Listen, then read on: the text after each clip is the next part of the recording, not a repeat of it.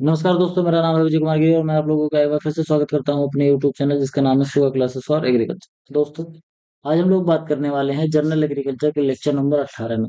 क्या बात करेंगे? 20 क्वेश्चन पूछूंगा। कौन सी बुक से? एन आर सुंडा जी की जो बुक है जो कि मैं पढ़ा रहा हूँ उसी से मैं पूछूंगा 20 क्वेश्चन, जो कि ऑप्शनल होंगे। 1, 2, 3 और 4 ऑप्शन इसके होंगे। राइट आंसर आपको बताना है। आपने कितना स्कोर किया इसको भी कमेंट बॉक्स में लिखना है।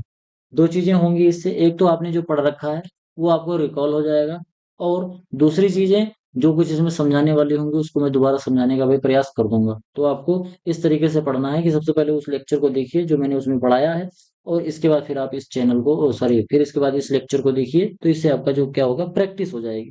चलिए शुरू करते हैं। उससे पहले मैं आप लोगों को बता दूं कि अगर आप लोग बीएससी एग्रीकल्चर कर रहे हो और आप इस समय फर्स्ट सेमेस्टर में हो, तो आप ये जो 8 सब्जेक्ट इसमें दिए गए हैं, ये आप 8 सब्जेक्ट पढ़ रहे होगे। अगर आपको आप चाह रहे हो कि ये जो 8 सब्जेक्ट हैं आपको अच्छे से पढ़ने को मिल जाए, इधर उधर कहीं भटकना ना पड़े, एक ही बार में कंपाइल पूरा आपको पूरा सिलेबस मिल जाए। डिस्क्रिप्टिव आपका जो है, डिस्क्रिप्टिव राइटिंग जो कि आप बीएससी एग्रीकल्चर करते समय लिखते हो, वो भी आपका तैयार हो जाएगा, फाउंडेशन भी तैयार हो जाएगा, और साथ साथ जब आगे जाके आप फोर्थ ईयर में पहुंचोगे या फिर कम्पिटेटिव एग्जाम के लिए तैयारी करोगे, तो उसमें आपको जो फंडामेंटल चीजें हैं वो बिल्कुल अच्छे से क्लियर रहेंगी। तो आप वो भी अगर करना चाहते हो तो आप कर सकते हो। मात्र आपको क्या करना है, 500 रुपए का पेमेंट करना है इस क्यूआर कोड का स्कैन करके। पेमेंट करने के बाद आपको क्या करना है कि उस पेमेंट का स्क्रीनशॉट हम तक भेजना है। पेमेंट का स्क्रीनशॉट भेजने के लिए क्या करोगे, आप टेलीग्राम पे जाना, टेलीग्राम पर जाके सर्च करोगे @विजय कुमार गिरी 945। जैसे लिखा है बिल्कुल इसी तरीके से लिख के सर्च करोगे तो आपको वहां पर मिलेगा एक कॉन्टेक्ट नंबर। वहां पर जाना है, आपको अपना भेज देना है स्क्रीनशॉट, जो आपने पेमेंट का स्क्रीनशॉट लिया है उसको भेज देना है, और अपना मोबाइल नंबर सेंड कर देना है जिस मोबाइल नंबर से आप टेलीग्राम चलाते हो। इसके बाद जो आपका सिलेबस है वो आपको कोर्स जो आपको है वो पूरा अच्छे से प्रोवाइड करा दिया जाएगा। तो चलिए शुरू करते हैं, अपने टॉपिक पर वापस आते हैं। सबसे पहला क्वेश्चन ये है, what is an ideotype in plant breeding? Plant breeding में इडियोटाइप क्या होता है? ठीक, आइडियोटाइप या इडियोटाइप ध्यान से समझना। जब कोई साइंटिस्ट, जब कोई प्लांट ब्रीडर एक क्रॉप में ब्रीडिंग कर रहा होता है कोई डिजायरेबल करेक्टरिस्टिक्स लाने के लिए, तो उसके दिमाग में कोई एक चीज चल रही होती है। जैसे गेहूं की सॉरी धान की बात करें, तो कोई एक ब्रीडर है उसके दिमाग में पहले से चल रहा है कि हम धान की एक ऐसी वेराइटी बनाएंगे जिसका प्रोडक्शन ज्यादा हो, लॉजिंग कम हो यानी कि गिरे ना, क्वालिटी ज्यादा हो, क्वालिटी अच्छी हो, जो चावल है वो महकने वाला हो, चावल जो है पतला हो, लंबा लंबा हो। जब इसका हम डिहस्किंग करते हैं या पॉलिशिंग करते हैं चावल का, यानी धान से जो चावल निकालने की प्रक्रिया होती है, वो सभी चीजें जब हम करते हैं तो हमें प्रॉब्लम ना देखने को मिले, हमारा चावल ना टूटे। तो ये जो हमारे दिमाग में चल रहा होता है, तो उसी को हम बोलते हैं मॉडल, उसी चीज को हम बोलते हैं एडियोटाइप या फिर मॉडल प्लांट। इस तरीके से हमको बनाना है।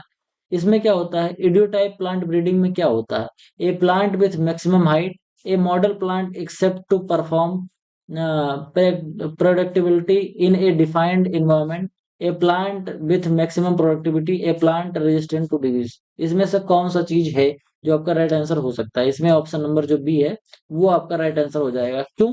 पहला क्यों नहीं हो जाएगा? हर प्लांट में मैक्सिमम हाइट जरूरी नहीं होती। जैसे आलू की खेती करनी, आलू की खेती करनी है तो मैक्सिमम हाइट की क्या जरूरत है? मैक्सिमम प्रोडक्टिविटी, ये चीजें हर प्लांट में नहीं होती हैं। और दूसरी, a plant resistant to disease, disease के प्रति रेजिस्टेंसी भी हर प्लांट के लिए जरूरी नहीं होती है। हर प्लांट में जरूरी तो होती है, लेकिन हमारा इडियो टाइप हर प्लांट के लिए जरूरी नहीं है कि इडियो टाइप ऐसा हो। तो आपका जो ऑप्शन नंबर बी है वो आपका बिल्कुल सही आंसर हो जाएगा। What is terraforming? टेराफॉर्मिंग क्या होता है? टेरेस पे जो फार्मिंग करते हैं उसको हम टेराफॉर्मिंग बोलते हैं। Creating artificial soil on earth, modifying an environment to support life, increasing agriculture productivity, growing plant without soil. ये आपके ऑप्शन है, इसमें से क्या होता है? Option number b, modifying a environment to support life. ध्यान से समझना। टेराफॉर्मिंग क्या है? इसी की वजह से मार्स पे जो इलन मस्क हैं वो स्पेस एक्स भेज रहे हैं, जिसकी वजह से आप क्या कर पाओगे, वहां पर मंगल पे जाके रह पाओगे। तो टेराफॉर्मिंग जो है वो मंगल पर खेती करने की एक विधि है।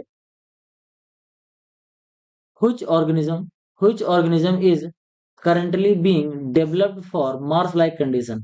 कौन सा ऑर्गेनिज्म अभी डेवलप किया जा रहा है जो मार्स पे अच्छे से ग्रो कर जाए, मतलब इसको ले जाके वहां छोड़ देंगे और मार्स पर जो वहां का एनवायरनमेंट है वो डेवलप हो जाएगा। तो कौन सा ऑर्गेनिज्म है?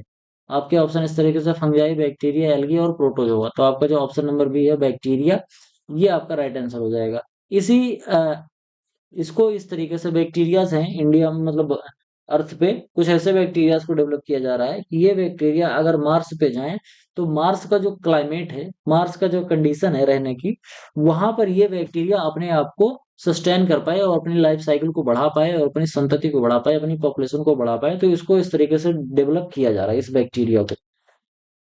What is hydroponics? हाइड्रोपोनिक्स क्या होता है? Growing plant without soil, growing plant in dry condition, growing plant under water, a method of hybrid hybrid crop production. कौन सा ऑप्शन है आपका जो राइट आंसर है? तो आपका ऑप्शन नंबर जो ए है, ग्रोइंग प्लांट विदाउट सॉइल, ये आपका बिल्कुल राइट आंसर हो जाएगा। हाइड्रोपोनिक्स में क्या करते हैं हम? इसमें पानी पे खेती करते हैं, वाटर की मदद से हम केवल खेती करते हैं, इसमें सॉइल की मदद नहीं ली जाती है। बात करेंगे who suggested A response curve concept. Response curve concept किसने दिया था? रिस्पांस कर्व क्या होता है ये मैंने आपको अच्छे से पढ़ा दिया है। आपको बताना है कि इस कॉन्सेप्ट को दिया किसने था। ग्रेगर जॉन मेंडल ने दिया था, कि हॉलिडे ने दिया था, या नॉर्मन बोरलॉग ने दिया था, ये जस्टस वेन लीवेग ने दिया था, जेवी लीवेग जिनको बोलते हैं। ये रिस्पांस कर्व का जो कॉन्सेप्ट था ये दिया किसने था? आपका ऑप्शन यही है। तो आपके जो ऑप्शन में जो ऑप्शन नंबर बी है हॉलिडे, ये हॉलिडे ने ही इसको दिया था। रिस्पांस कर्व का जो कॉन्सेप्ट था इसको हॉलिडे ही ने दिया था। In which type of response curve does increasing plant density always increasing yield? कौन से रिस्पांस कर्व में ये कहा गया है कि अगर प्लांट की डेंसिटी हमेशा इंक्रीज करोगे तो यील्ड हमेशा इंक्रीज ही होती रहेगी? क्वाड्रेटिक में, या लीनियर में, या एसिम्प्टोटिक में, या फिर पैराबोलिक में? कौन से में अगर डेंसिटी इंक्रीज करोगे तो यील्ड भी इंक्रीज हो जाएगी? तो आपका जो ऑप्शन नंबर सी है, एसिम्प्टोटिक।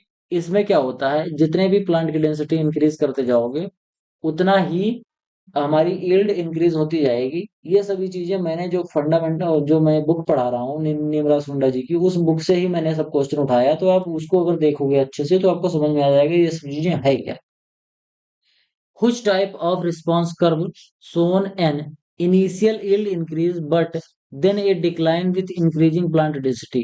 कौन सा रिस्पॉन्स कर्व ये बताता है कि जब हम प्लांट की डेंसिटी बढ़ाते हैं तो पहले तो यील्ड बढ़ेगी, लेकिन एक समय ऐसा आ जाएगा कि उसके बाद यील्ड घटने लगती है। यानी कि पहले यील्ड बढ़ेगी लेकिन फिर बाद में घटने लगेगी। अगर हम क्या करेंगे, अगर प्लांट की डेंसिटी बढ़ाते रहेंगे, प्लांट की डेंसिटी बढ़ाने का मतलब अगर हम प्लांट की पॉपुलेशन बढ़ाते रहेंगे, यही आपका क्वेश्चन है। तो आपका ऑप्शन इस तरीके से है, क्वाड्रेटिक, लीनियर, या फिर एसिम्प्टोटिक, या फिर पैराबोलिक। इसमें से आपका कौन सा ऑप्शन है जो आपका बिल्कुल राइट आंसर हो सकता है? तो आपका जो ऑप्शन नंबर डी है जिसको हम पैराबोलिक बोलते हैं, ये आपका सही आंसर हो जाएगा। क्योंकि आप यहाँ पर ध्यान से देखो तो ये जो मैंने बनाया है ये इसको पैराबोला ही बोलते हैं।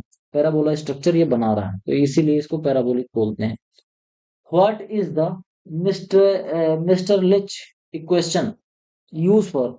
ये जो मिट्सलिच इक्वेशन जो है ये किसके लिए यूज किया जाता है? प्रेडिक्टिंग क्लाइमेट चेंज को, या measuring yield response to unit के, या फिर कैलकुलेशन फॉर सॉइल फर्टिलिटी को, या फिर डिटरमाइनिंग सीड वायबिलिटी को? कौन सा चीज यूज किया जाता है जिसको हम बोलते हैं मिट्सलिच और लिच?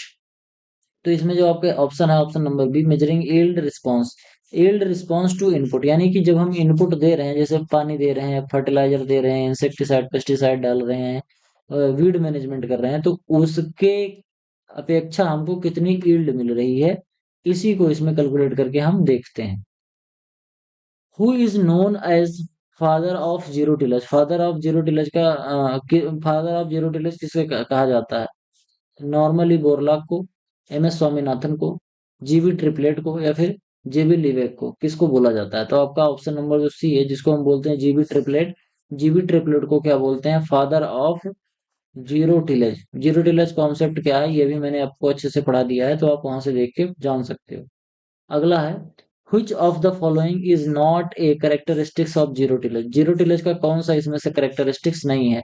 Avoiding primary tillage, using herbicide for weed control, keep 50 to 100% residue on soil surface, removing all residue before planting? कौन सा है जिसको हम जीरो टिलेज में रखते हैं? सॉरी, कौन सा करेक्टरिस्टिक्स नहीं है, नॉट है, ये ध्यान देना। which of the following is not a characteristics of zero tillage? Zero tillage का कौन सा करेक्टरिस्टिक्स इसमें से नहीं है?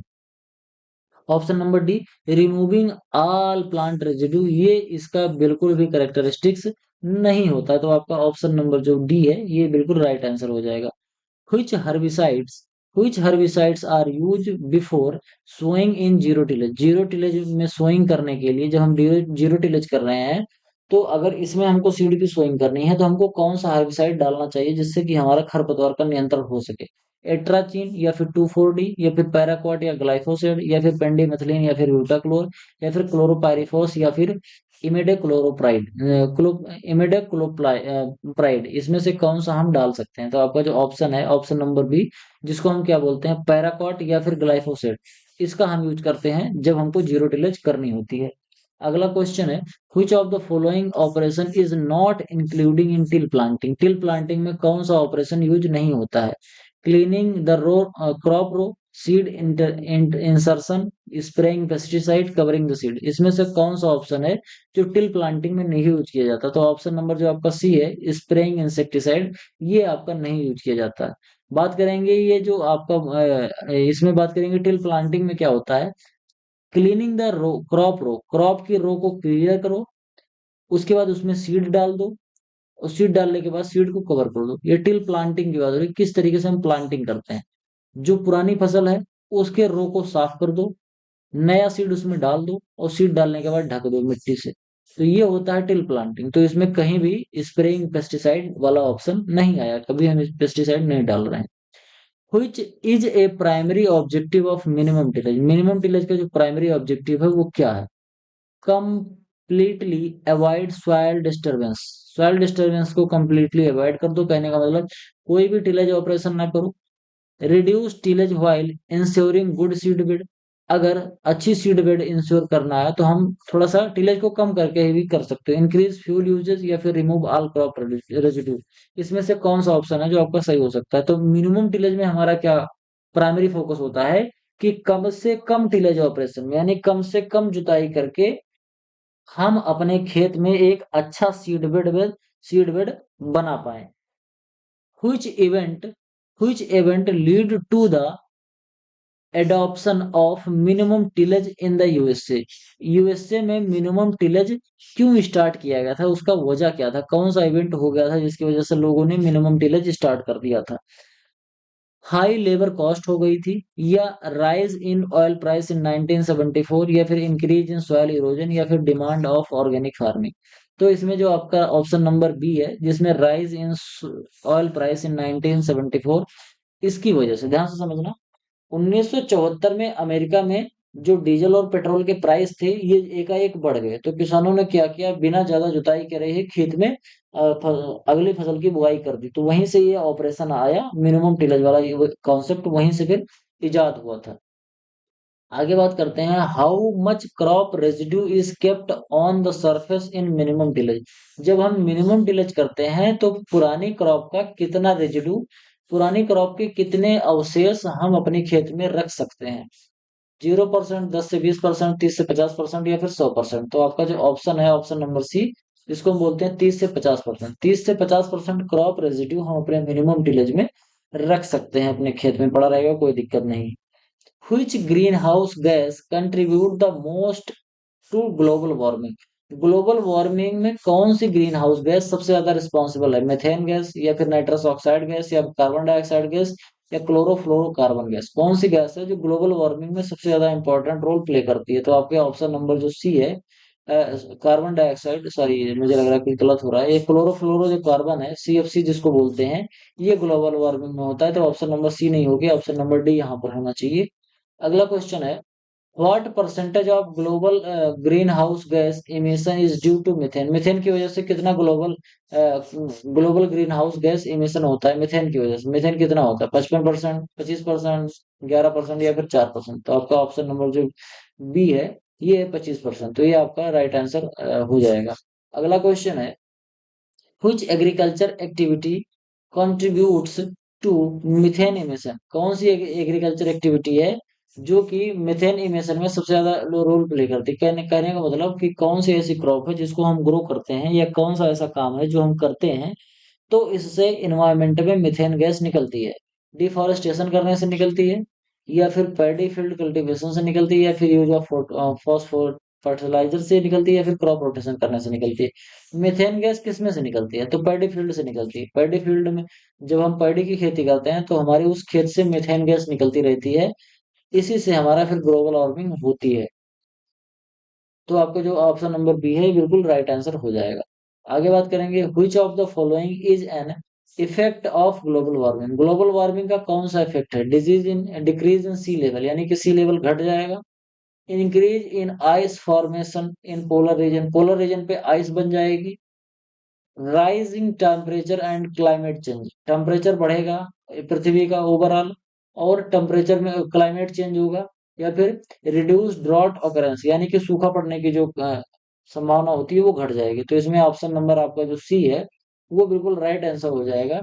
Rising temperature and climate change, climate change होता रहेगा और टेम्परेचर बढ़ता रहेगा। अर्थ का जो एवरेज टेम्परेचर है वो बढ़ता रहेगा, किसकी वजह से? ग्लोबल वार्मिंग की वजह से। तो ये एक बहुत ही बर्निंग टॉपिक है और सभी देश मिलकर इस पर काम भी कर रहे हैं। By how much has the earth surface temperature increase in the first century of global warming study.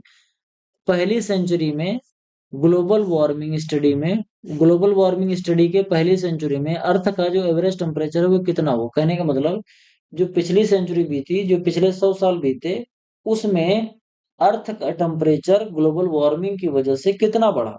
आपके ऑप्शन इस तरीके से 0.5 फ़ारेनहाइट, 0.1.4 फ़ारेनहाइट, या फिर 3 फ़ारेनहाइट, या फिर 5 फ़ारेनहाइट। तो आपका ऑप्शन नंबर जो बी है 1.4 फ़ारेनहाइट बढ़ा था। यानी कि जो हम पिछली पिछले पिछले जो 100 साल हम बिता चुके हैं उसमें जो ग्लोबल वार्मिंग फैली थी, इसकी वजह से जो हमारा जो टेम्परेचर बढ़ा था वो 1.4 डिग्री फ़ारेनहाइट बढ़ा था। लेकिन अब आगे जाके और भी बढ़ेगा अगर हम इसको कंट्रोल नहीं करेंगे। अगले 100 साल में और भी ज्यादा एवरेज टेम्परेचर बढ़ जाएगा। और अगर धरती का एवरेज टेम्परेचर बढ़ रहा है तो हमारे रहने के लिए चीजें मुश्किल होती जाएंगी। तो आज की वीडियो में केवल इतना ही। 20 क्वेश्चन आपके कंप्लीट हुए। आपने कितना स्कोर किया इसको लिखिए। फाइनेंशियली हमें सपोर्ट करने के लिए इस क्यूआर कोड को स्कैन करके कुछ भी जो आप सपोर्ट करना चाहते हैं जरूर करिए। वीडियो पसंद आया हो तो वीडियो को लाइक करें, चैनल पर पहली बार आए तो चैनल को सब्सक्राइब करें, अपने दोस्तों के साथ चैनल को शेयर करें। आपके जो भी सुझाव हो कमेंट बॉक्स में जरूर लिखें। मिलते हैं किसी दूसरी वीडियो में, तब तक के लिए इजाजत दीजिए। धन्यवाद।